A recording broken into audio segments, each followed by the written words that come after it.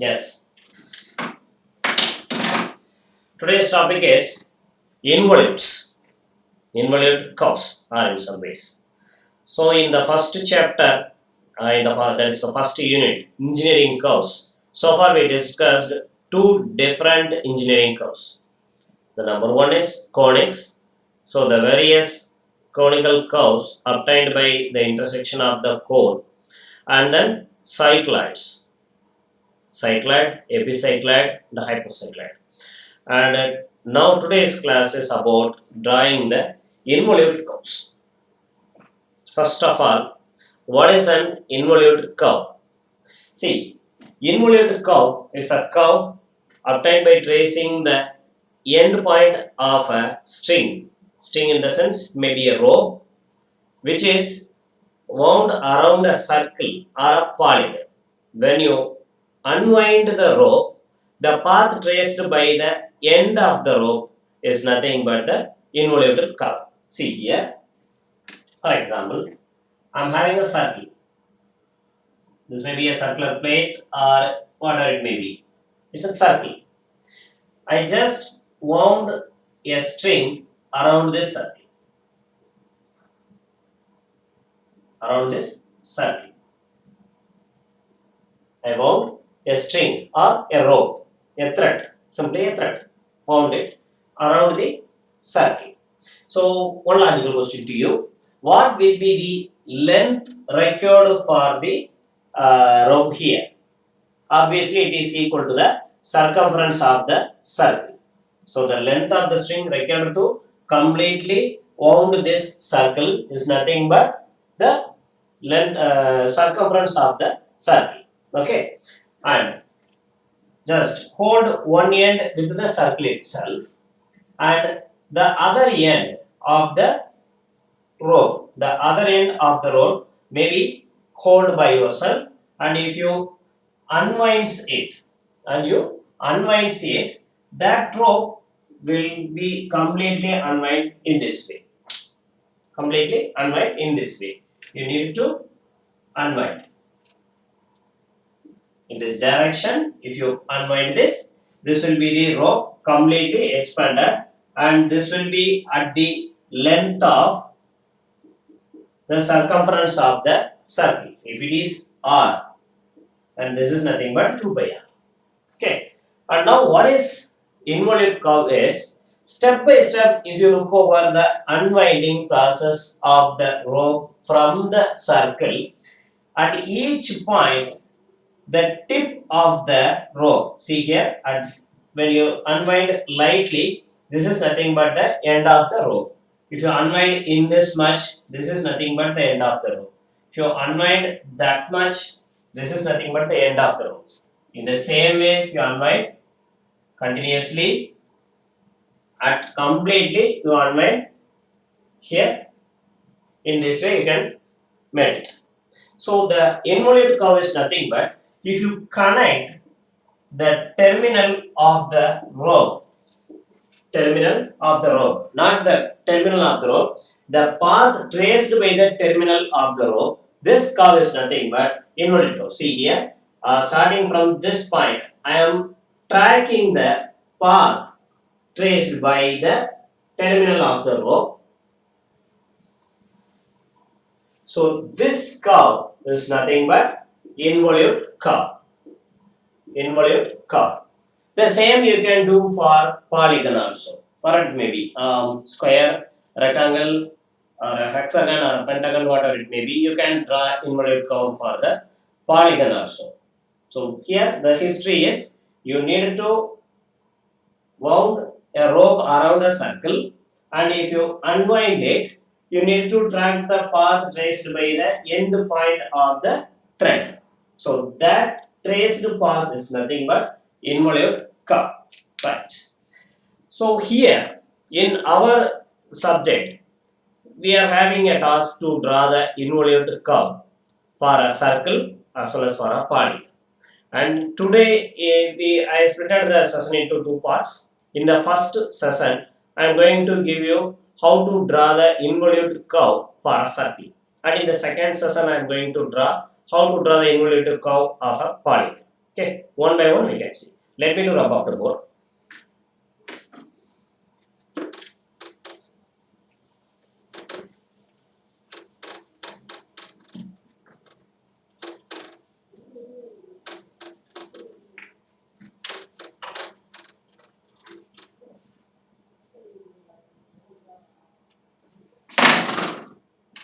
Right. So here the question will be very simple. The input data we require to draw the inverted curve is simply you need to have the diameter of the circle, that's enough. So with that single data, you can draw the inverted curve of the circle. In addition, you can draw the tangent and normal for the same inverted curve. Here I am going to take a circle of diameter 40 mm to draw the inverted curve. So the question will be draw the involute for a circle of diameter 40 mm, of diameter 40 mm. Okay, and you need to draw the tangent and normal for that. Just look over the question and let me to wrap up the question for taking some space.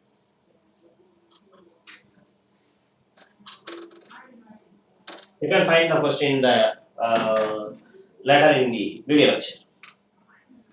So first what you need to do is you need to draw the circle with the given diameter. The given diameter is 40 mm. With that diameter, by using your compass, you can draw a circle.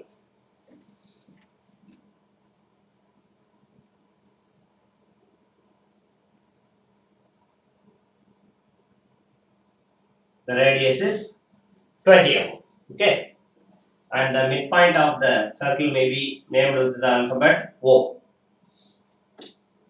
And from this circle's bottom, you need to draw a tangent line which is purely horizontal. Before that, like in the previous cases, here also we needed to split the circle into 8 equal parts.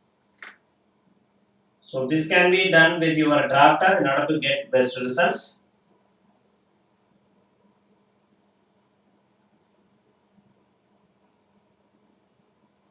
Eight equal parts, and from the bottom, you can draw a horizontal line which is in the length equal to the circumference of this circle.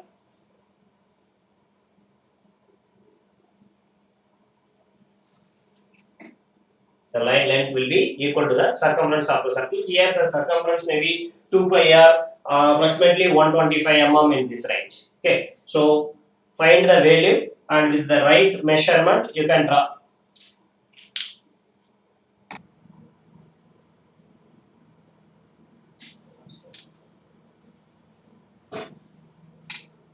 So just draw a horizontal tangent line which is equal to the length of your circumference of the circle. So this length will be 2 pi r,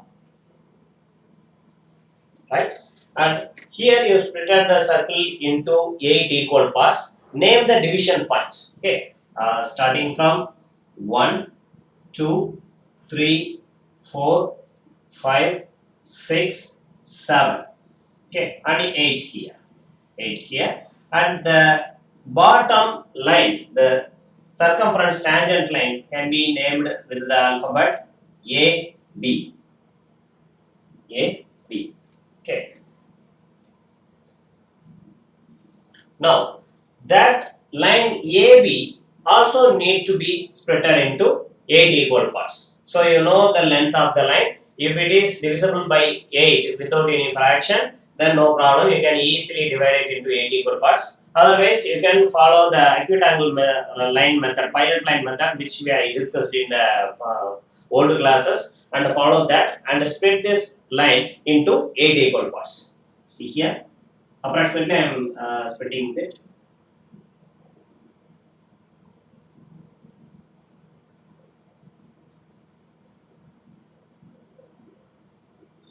Yes. 1, 2, 3, 4, 5, 6, 7, and finally here 8. Okay, in this way, you can split the line into 8 equal parts, and the circle is also divided into 8 equal parts. Now you need to do one thing. From each and every division points, here you can see how many division points are there. Totally 8 division points are there. Point 1, 2, 3, 4, 5, 6, 7, 8. These are all division points. From each and every division points, you need to draw a tangent to this circle. For this, you can use your drafter. Particularly, if you want to draw the tangent from the point 1, it can be easily done errorless with your drafter. Use your drafter.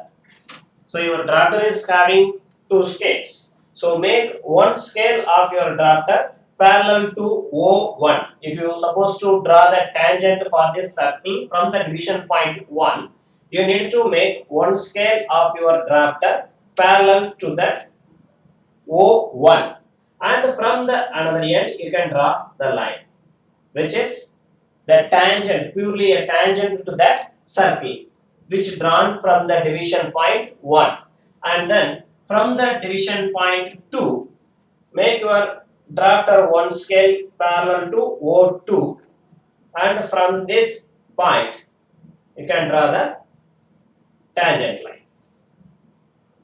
The length of that line is not specific, but give some enough length. Okay. After some time, we are going to mark some points here. So approximately that should be equal to 10 mm or 10 centimeter or 20 centimeter. And then from the point 3, I am going to draw the tangent. So set one drafter scale parallel to O3, and from the point 3, draw the line. And now I am supposed to draw the tangent line for the circle from the division point 4. So you need to make one scale of your drafter parallel to O4, and with the another scale you can draw the required tangent.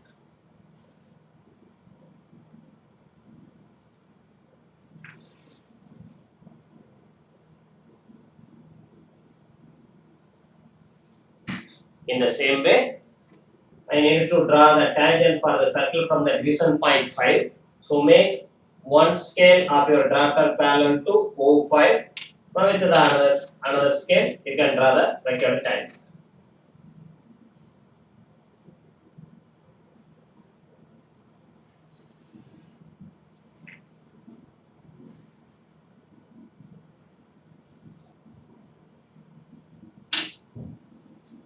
And now I need to draw the tangent from the division point 6. Now make your drafter one scale parallel to O6. With the another scale, you can draw the required tangent.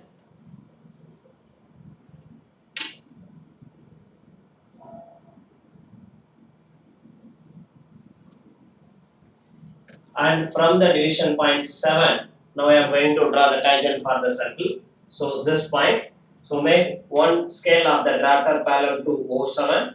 With the another scale, you can draw the required tangent.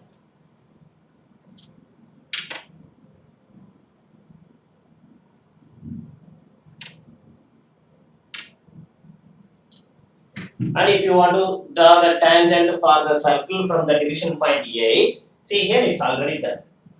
It's already done. Okay. Now, we draw the tangent for the circle from each and every division points. The next duty is take your compass and load the measurement 0 or A1. Okay, A1 measurement should be loaded in your canvas, and from the point division point 1, from the division point 1, cut one arc in the corresponding tangent line. I am repeating. Load your canvas with the distance A1. Okay, A1, and from the division point 1, cut one arc in its corresponding tangent, and name it as 1 double dash. 1 double dash, or simply 1 dash. 1 dash. Is it visible to you there? And then load your canvas with the value A2. So load your canvas with the value A2, and from the division point 2 and in its corresponding tangent line cut arc and name it as 2 dash. Name it as 2 dash. And again make A3 in your campus from the division point 3 cut arc and name it as 3 dash. Similarly, load your campus with the value A4 and from the division point 4 cut arc. This is 4 dash. And from load your campus with the A5 and from the division point 5 cut arc. This may be 5 dash. And similarly for measure A6 and load it in the campus from the division point 6 cut the arc. Name it as 6 dash and find A7 can be loaded in the campus as radius and from the division point 7 cut the arc here can be named as 7 dash. And finally, if you are supposed to do the same procedure for the division point 8, you will be end up with the point 8 itself. See here, you need to load the campus with the measurement A8 and make A as a center, 8 as a center in your campus, and if you cut the arc, this will be ended with the same point. So which is already done. Okay. Now connect all the points 1 dash, 2 dash, 3 dash, 4 dash, 5 dash up to 8 with a smooth curve. Use your French curve for that purpose by using the 2H pencil first. Thereafter you can track it with the help of the HB pencil. Let me do that. You have to start from the point A. Okay, you have to start from the point A. I am connecting.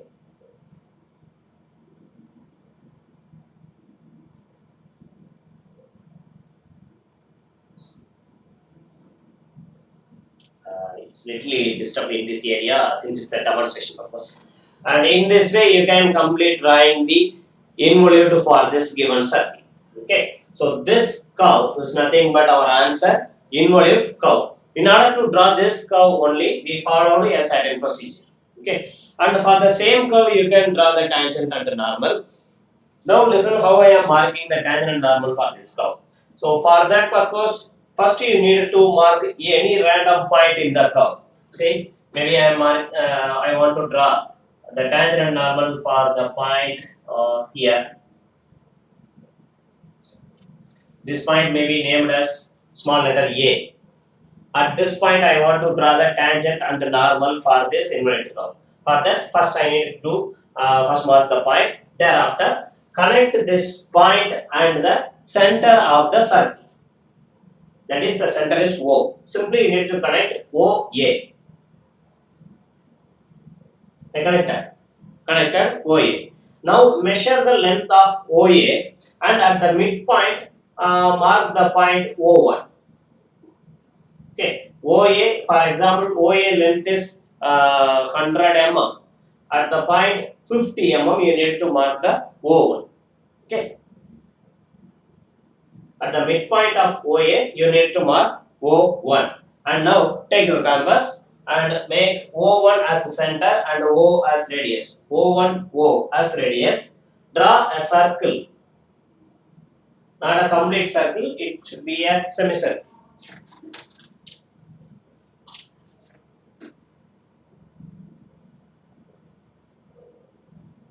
It should be a semicircle.